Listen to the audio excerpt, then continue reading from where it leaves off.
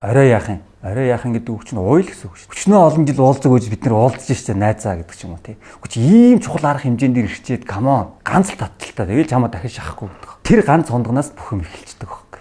Тэгэл эцэн үз. Толтол нь явна. Тэгэхээр яг энэ байдал бол хүн нэг мэтгэлтэй юм руу очтой байна да гэдэг анзаарсан. Эрүүл мэндийн урьдчилан сэргийлэх үзлэгт ороод тэгээд би сэрсэн байхгүй энэ буруу замаар явж чинь чи ер нь анхаарахгүй болохгүй болчихжээ гэдэг. Яасан гэхээр зэрэг би асар их илүү жинтэй болцсон. 20 хэдэн килограмм илүү жинтэй болцсон. Дотор өөх гэдэг юм агиих болцсон. Нойр болчихгоо өрөвсөлтэй, илгэний өөхлөлтөө, зүрх өөхлөлтөө, тулаа гэдэг өвчин ингээд суурин тавигдаад эхэлсэн тий. Сахар гэдэг асуудал маш ойрхон байна. Гэт ингээд бүр ингээд эрүүл юм байхгүй нэг юм өвчний уурхаа болцсон байгаагаа олж мэдсэн баг. Тэгэл би ингээд яаж өөрчлөх вэ? Одоо энэ байдлаас би гарах уу? 40 хүрэх гэж байна одоо би.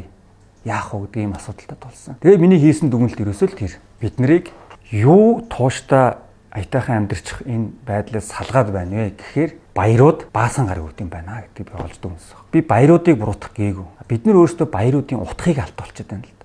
12 сар бол тэр чигээрээ архитектийн сар болчиход байна шүү. Цагаан сар тэр чигээрээ хитрүүлж идээд, хитрүүлж уугаад, 3 сар тэр чигээрээ Мартин 8 цэргийн баяр тэр чигээрээ уултын сар болчиход. Зуны амралт, хорхог, арх, кола энэ болгоноор бид нойр болчихгаа, илэг цус бөөрөө бүх юмаа ингээд устгаад.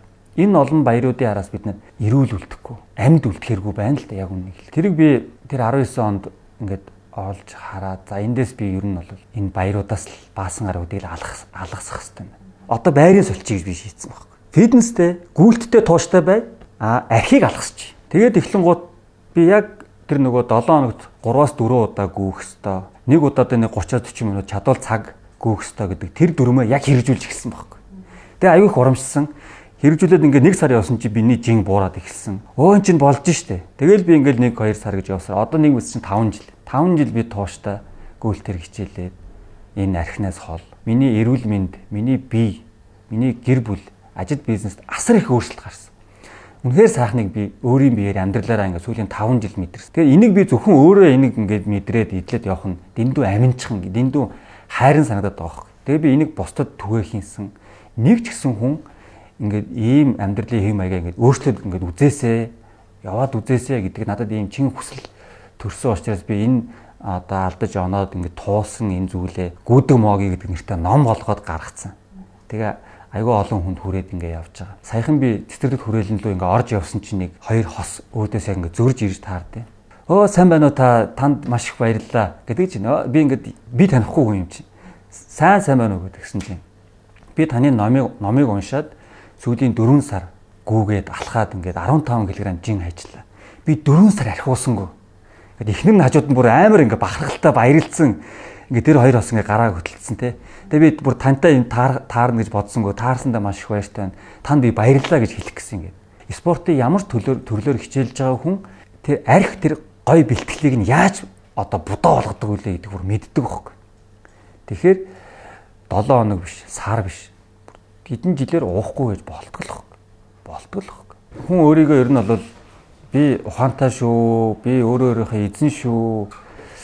Би ер нь одоо архинд бол толгоогоо мэдүүлэхгүй шүү гэдгийг бол хүн ингээ мэдээд байдаг байхгүй. Мэдээд байдаг. Гэхдээ цаанаа тэр нөгөө муу дадал зуршил чинь ерөөсөө таны оюун ухааныг давчдсан байл л дээ. Өөрөөсөө зөв шударгаар асууя л да. Уухгүйгээр 1-7 хоног чадчихэв. Чадахгүй бол та автцсан байна. Тэгэхээр яг эндээс гарыг гэвэл зүгээр л зоригтойгоор нэг удаа мэрэгжлийн эмчт ч юм уу, мэрэгжлийн сэтгэл зүйч ч юм уу тэр мэрэгжлийн газарт нь хандаад зүгээр нэг уулзаад үзмээр эмчих надад санагд. Тэгвэл тэр хүн биш те. Ингээд арга зам гарцыг чинь ингээд заагаад өгөн те. Тэгэхээр бид нар өнөөдөр нийгмээрээ сэтгэл зүйн асуудал маш их байна. Эрүүл мэндийн асуудал маш их байна. Өвчин зовлон ингээд асуудал дүүрэн л байна шүү дээ. Тэгэхээр бидний дийлэнх нь бол өөрийгөө үгүй би бол мэдж байгаа, би чаднаа, би энэс болж чаднаа гэж боддог. Яг үнэндээ эцсийн үзчихэж байгаа бол болиё гэж боддог хэрнээ госчод байгаа бол болцсон байна л гэсэн үг ер нь бол.